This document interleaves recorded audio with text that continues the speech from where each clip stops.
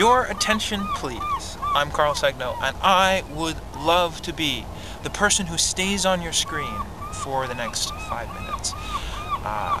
What am I doing, you might ask? Well, I'm taking part in a contest put on by the CBC to try and get probably Canada's most politically inactive generation of youth ever into the political game through videos on the internet. And the question they're asking us is, how do you make Canada a stronger country?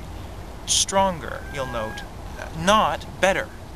And better, making Canada better, I think, is what politics was supposed to do throughout history. So why the word stronger? I think that's a recognition of the fact that we are in a kind of trouble that we have never faced before. More of it and more serious. We being Canadian society, but also humanity across the globe, and also us in our smaller communities and in our individual lives. Some people think that the phrase we should be using isn't climate change, but climate collapse, especially since 30% of species worldwide could be gone by 2050. In the last 14 months, banks have written down $1.4 trillion as the word crisis might even be replaced by the word collapse. Voter turnout is just about scraping the bottom of the barrel, but more importantly than that, I think we're dealing with a generation of Canadian young people that are convinced they are powerless. And so 2008 feels very different from any other year in Canadian history. It's not just the financial crisis making this a different year. There's also the election of Barack Obama in the United States. Not to make too big a deal out of it, but you have $600 million raised almost entirely on the internet, raised by people that, apart from the fact that they're American, are no different from you and me. Not government funding and not corporate funding. Now, according to StatsCan, in 2005, 12% of people produced their own content and put it on the internet in Canada. And now that total in 2007 is up to 20%. And 70% of people in 2007 are doing research online in Canada. What does that mean? It means a whole new forum for public discourse. I bring up the internet and I want to come back to it because I want to talk about two things: civil society and freedom. We live in a global order right now where most of the countries in the Western world have been asked to fight different kinds of wars for freedom. I am an anthropology student, and a lot of us in the social sciences think of these questions of liberty and freedom in different ways. My opinion is that freedom is directly dependent on the existence of what's called civil society. Those are the organizations between the individual and the state level, or the corporate level.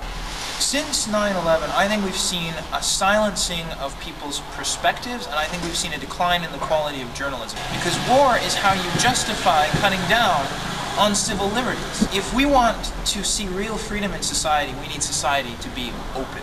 So what does an open society look like? Well, I'll tell you what it doesn't look like. It doesn't look like Canada right now. There's a number of reasons for that, and one of them, I think, is that we assume leaders and experts and so on know best. The climate crisis and the economic crisis shows us that they don't necessarily. We need to be better informed, though, if we're going to provide, through civil society, through organizing ourselves, alternatives. That's where the free flow of information comes in.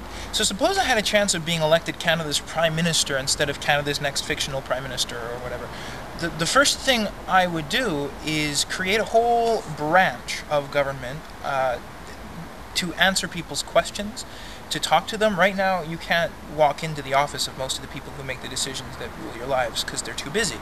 That needs to change. Then you need to actually make governmental systems malleable so that they can be shaped by what people in a well-informed civil society come up with. This is a whole change in philosophy of government rather than a single policy.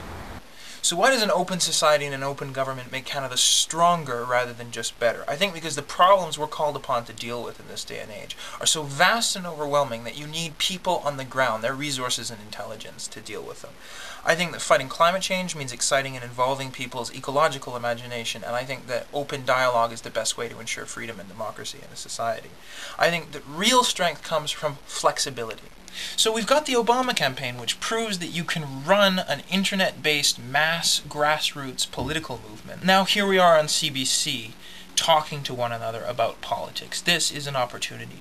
Let's use it for something. I'm going to try and do that by putting political videos online. Of course, I think political very broadly, and I invite you to do the same. Let's watch each other's videos and talk about things. Thanks.